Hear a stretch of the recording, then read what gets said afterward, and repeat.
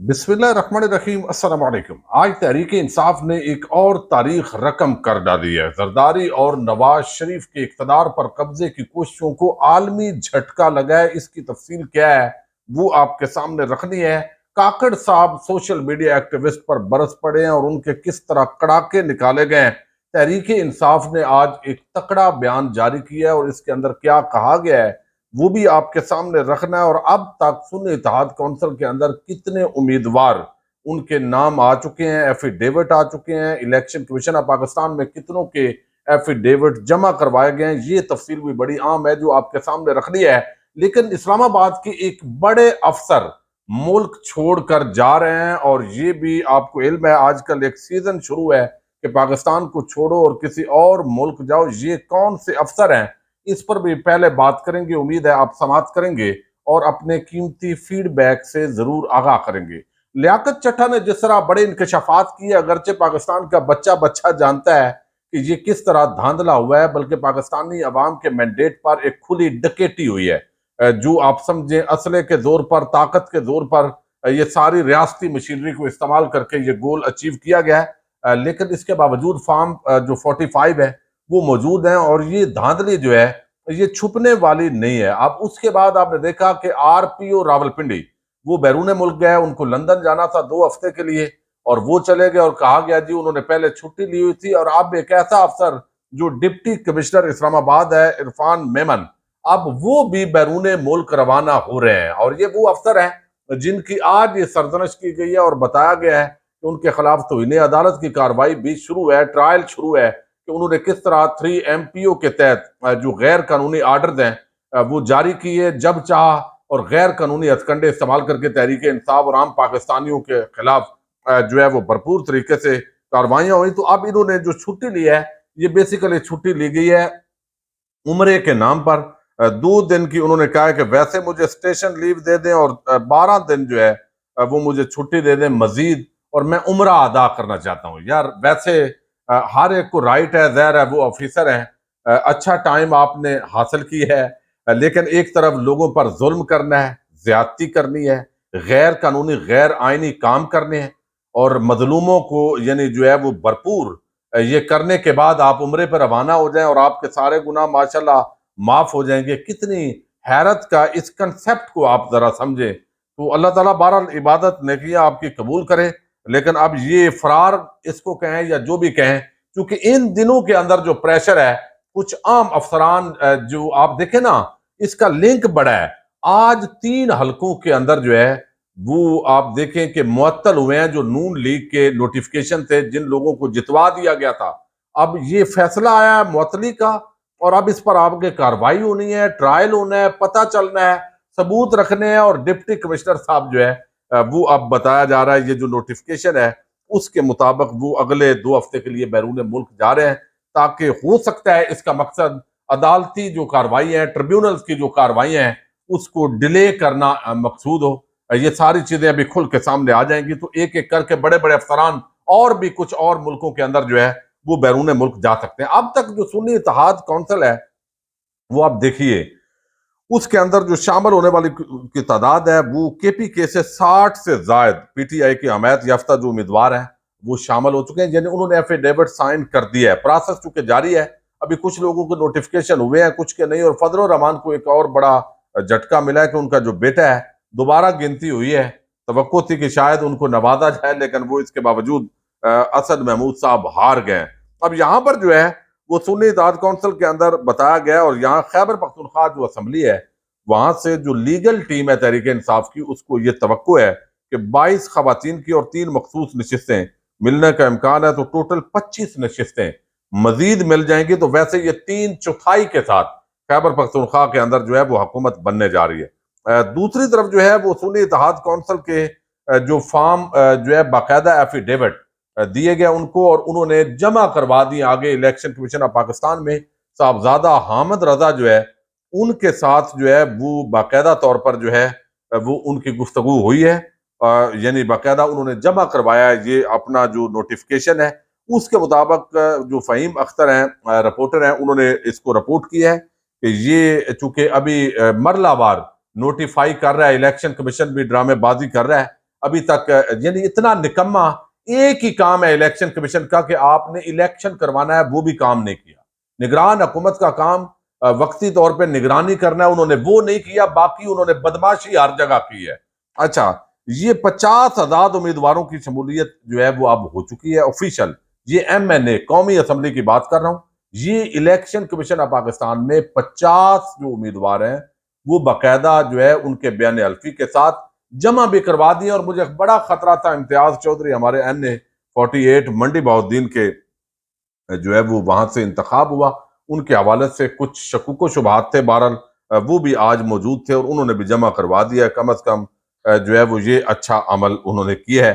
اب دوسری طرف بلوچستان ہائی کورٹ نے بھی کہا ہے کہ فارم 45 کے مطابق جو رزلٹ ہوگا وہ قابل قبول ہوگا اور وہی اصل رزلٹ مانا جائے گا۔ تو ہر طرف ان کو عدالتی جھٹکے شروع ہو گئے، اور جہاں جہاں وہاں کوئٹہ کے اندر جو بندہ بیٹھا ہوا ہے وہ ہمارے اسلام آباد کے صحافیوں کا بڑا چہیتا تھا، حمزہ شفقات، اس کی سربراہی کے اندر ناک کے نیچے جو کمشنر ہے وہاں کوئٹہ کے، یہ سارے کام ہوئے ہیں۔ یہ بڑے بڑے جعلی لوگ جو ہمارے میڈیا کے اندر ہیرو بنے ہوئے تھے، وہ آہستہ آہستہ ان کا اصل چہرہ جو ہے وہ سامنے آیا۔ آپ دیکھیے جس طرح جسٹس مقبول باقر، بڑا زبردست آئینی قانونی جج اور تماشے، لیکن جب سے وہاں سندھ کا ان کو نگران وزیر اعلیٰ بنایا ہے، ظلم، فسطائیت، چوری، ڈکیٹی، مینڈیٹ کی ڈکیٹی ہوئی ہے، لیکن اس کا ایک بیان بھی نہیں آیا۔ اتنا نکھٹو، اتنا نکما ثابت ہوا ہے۔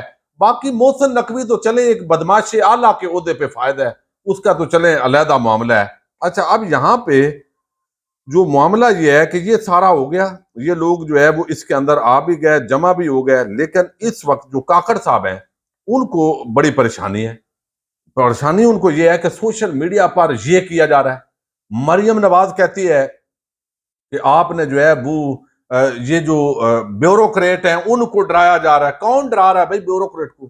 وہ تو ابھی بھی لوگوں کے گھروں پہ حملے کر رہے ہیں۔ بے شرموں، تمہیں اقتدار کی کرسیوں پہ بٹھایا گیا ہے تو عوام کے ٹیکس پیئر پہ پل کے تم ٹکڑے کھا رہے ہو عوام کے، اور وہاں تنخواہیں مراعات آپ کی اللے تللے پروٹوکول آپ کو عوام ٹیکس پیئر کے پیسے پہ مل رہا ہے، اور اسی پہ پوری عوام پہ تم حملہ آور ہو۔ تمہیں شرم حیا نہیں آتی کہ تم بول دو کہ یار عوام کے لیے بھی دو چار جملے بول رہو کہ بے شرموں لوگوں کے گھروں پہ حملے نہ کرو، تو اس پہ بھی دو جملے بول دیا کرو ساتھ۔ لیکن تمہیں سوشل میڈیا، ڈیجیٹل میڈیا جو ہے یہ انہوں نے جناب یہ کر رہے ہیں، وہ کر رہے ہیں، یہ کر رہے ہیں۔ یہ تماشا آپ نے کیا ہوا ہے۔ ڈیجیٹل میڈیا آپ کو کیا کر رہا ہے؟ آپ کے کرتوت دکھا رہا ہے، اور وہ آپ کو لگ رہا ہے کیا آپ ننگی دھاندلی نہیں کر رہے ہیں؟ کیا الیکشن کمیشن کو صرف اس لیے یہ سارے ممبران کو تنخواہیں نہیں ملتی کہ آپ جو ہے وہ یہاں پہ آ کے جو ہے وہ الیکشن کروائیں؟ ایک الیکشن کروانا تھا، اور میں کہتا ہوں ان کی تنخواہیں مراعات، ان کے حلق سے وہ پیسہ واپس لینا چاہیے۔ سکندر سلطان راجہ اور اس کے ساتھ جتنے ممبران ہیں، جس کام کے لیے ان کو رکھا ہے وہ یہ کام نہیں کروا سکے۔ وہ کروڑوں روپے جو ان پر پاکستان کی ٹیکس پیئر کا پیسہ لگا ہے وہ واپس لینا چاہیے، اور جو نگران حکومت ہے ان کے جتنے مراعات پہ جتنا کچھ مراعات پہ لگا ہے یہ بھی واپس لینا چاہیے۔ نگرانی کی بجائے یہ قبضہ مافیا بن گیا پاکستان کا، اور اب انہوں نے جلدی جلدی نوٹیفکیشن، یہ جو کرکٹ ہے یہ اب براہ راست وزیر اعظم کے انڈر ہوگی، اور یہ دوسرا بھی ہے، اس کو اب ہم نے ایک باقاعدہ علیحدہ، بھائی تم آئے تھے نگرانی کے لیے، تم یہ مینڈیٹ جو بھی حکومت ہوگی اس کا کام ہے، تو یہ تیزی تیزی کے ساتھ تم کون سے نوٹیفکیشن نکال رہے ہو؟ یعنی خود تمہیں آئین اور قانون کا پوچھ لے کوئی تو تم کہتے ہو یہ سوشل میڈیا سے آپ گھبرائے ہوئے ہیں۔ آج صدر علوی نے بھی یہی بات کی ہے کہ آپ کے اندر تنقید جو ہے وہ، یعنی آپ ننگی بدماشی کریں اور اس پر کوئی بولے ہی نہ، اور آپ کہیں کہ یہ سوشل میڈیا والے کر رہے ہیں۔ یہ اس طریقے سے کیا لوگوں کے گھروں پہ حملے نہیں ہو رہے؟ کیا لوگوں کو اغوا نہیں کیا رہا؟ سلمان مرزا جو ہے وہ صحافی ہیں، 4 دن ہو گئے ہیں اٹھائے ہوئے۔ بریگیڈیئر گھمن جو ہے وہ 5 دن ہو گئے ہیں ان کو اٹھائے ہوئے۔ کوئی بندہ اگر بات کرے تو آپ کہیں گے سوشل میڈیا، تمہیں یہاں بٹھایا کرسیوں پر کس لیے ہے؟ یعنی شرم آتی ہے۔ اور یہ صرف یہاں کا نہیں ہے، دیکھیے مینڈیٹ ملا ہے ہمیں، تحریک انصاف ہو، باقی جماعتیں ہوں، جس کو مینڈیٹ ملا ہے اس کو حکومت کرنی چاہیے، اور یہ ملک کا نقصان کر رہے ہو۔ یہ جو اربوں خربوں روپے کا پاکستانیوں کا نقصان ہوگا، اس کے ذمہ دار تم سارے لوگ ہو جو عوام کے مینڈیٹ کی توہین کر رہے ہو۔ یہ اصولی طور پر آپ پر یہ کیسز ہونے چاہیے۔ اگر اس ملک کے اندر کوئی قانون اور آئین ہو تو یہ کیسز ہونے چاہیے۔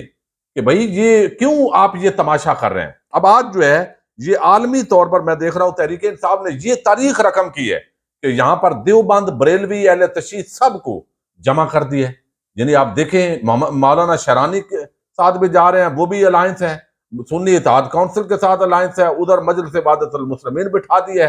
پراپر طریقے سے یہ لوگ جو ہے وہ کھڑے ہوئے ہیں. یہ میں سمجھتا ہوں قائد اعظم محمد علی جناح کے بعد یہ ایک تاریخ رقم ہو رہی ہے اس حوالے سے کم از کم کہ تمام مسالک کی اور تمام جو سوسائٹی کے سیگمنٹ ہیں ان کی یہ مشترکہ ایک جماعت ہے جس کے اندر غریب لوگ بھی ہیں، ماڈرن ترین لوگ بھی ہیں، جس کے اندر تمام مسالک مسلک سے بالا تر ہو کے بین المذاہب ہم آہنگی ہے اور یہ ساری چیزیں ہیں. اب یہاں پہ آپ دیکھیے یہ ہم نہیں بات کر رہے، یہ سوشل میڈیا کی بات نہیں ہے. وہ مرتضیٰ تلنگی سلنگی اس کی آپ تلنگیاں دیکھیں، وہ کہتا ہے نگران حکومت کی بنیادی ذمہ داری ملک میں آزادانہ، یہ خود مان رہا ہے، آزادانہ، منصفانہ اور شفاف انتخابات کرانا تھی. کسی بھی جماعت کے ساتھ کوئی امتیازی سلوک روا نہیں رکھا گیا. اتنا بے شرم، اتنا ننگا جھوٹ اگر آپ بولیں گے تو آپ کو بتائیں گے تو آپ کہیں گے جی یہ سوشل میڈیا، یہ ڈیجیٹل میڈیا پہ بیٹھ کے ایسے، یعنی کتنا ننگا جھوٹ بول رہا ہے یہ. یعنی کسی کے ساتھ امتیازی سلوک نہیں روا رکھا گیا.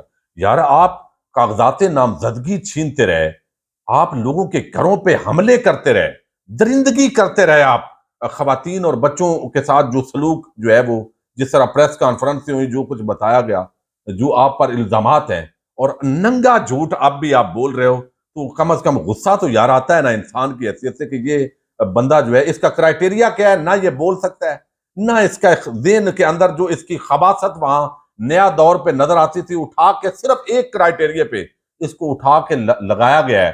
یعنی میری یہ پرسنل رائے ہے. لوگ بہت سارے یہ صرف عمران خان کا جو مخالف تھا، گالیاں دینے والا تھا، اس کو اٹھا کے ایک ہی کرائٹیریا ہے. یعنی عامر میر جیسا وہ گوگلی جو وہ لاتا ہے، جتنا بکواس وہاں اس نے لگائے ہیں، تو یہ صرف ایک ہی بے شرمی کا معیار لگا کے ان کو آپ نے اعلیٰ عہدوں پہ بٹھایا ہے. تو لوگ بات تو کریں گے نا. تو ابھی جس کو مینڈیٹ ملا ہے اس کو دے دیں. اب کیا ہوگا؟ اب یہ ادارہ ہے، میں آپ کو بتا رہا ہوں، یہ اقتدار میں تو آ رہے ہیں زرداری، نواز شریف، اور یہ قبضہ ہے اقتدار کے اندر جب تک جو ہے وہ فارم 45 کے مطابق یہ قانونی اور آئینی مسائل حل نہیں ہوتے. اب یہ قبضہ ہے، کریں گے. اب اس کا رزلٹ کیا ہے؟ اب اس وقت جو ادارے ہیں وہ بتا رہے ہیں، جو بین الاقوامی ادارے ہیں، دیکھیے یہ اس کا ذمہ دار کون ہوگا؟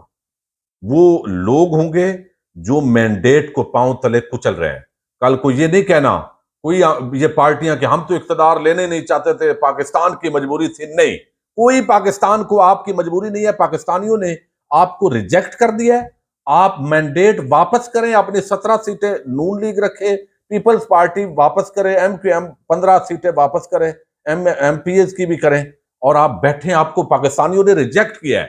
اب آپ اگر آ رہے ہیں کل کو یہ نہیں کہنا کہ ہم اقتدار لینا نہیں چاہتے تھے، خدا نہ خواستہ، اور پاکستان کا جتنا نقصان آپ یہ مینڈیٹ کے بغیر حکومت پہ قبضہ کر کے آپ کریں گے، یہ آپ کے حلق سے نکلے گا. کل کو یہ عوام جو ہے اس حوالے سے بھی قانون اور آئین کے مطابق.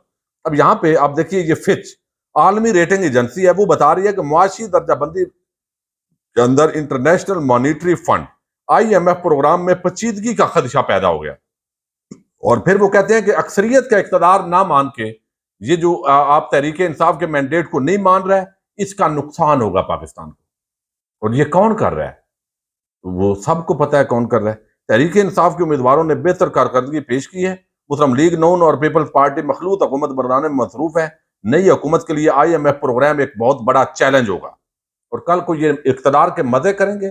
اسی IMF کے ہم نے دیکھا ہے واپس آئے گا، یہ موجیں کریں گے مستی کر کے، آخر میں تھوڑا سا یہ لڑیں گے. جب ان کو یہاں سے عوام کو بھیجنا پڑا تو یہ کہیں گے ہم تو حکومت لینے نہیں چاہتے تھے، ملک کے حالات ایسے ہیں. نہیں، جو تباہی اور بربادی ہوگی اس کے ذمہ دار تم ہوگے.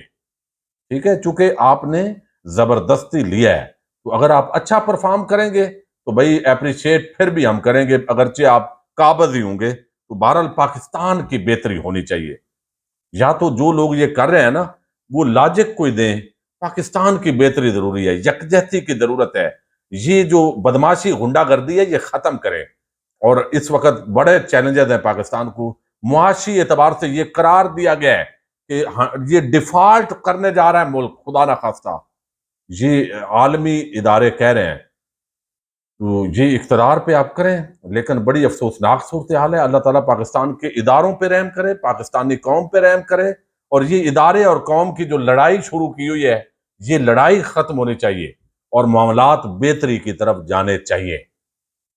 پاکستان زندہ باد، پاک فوج پائندہ باد۔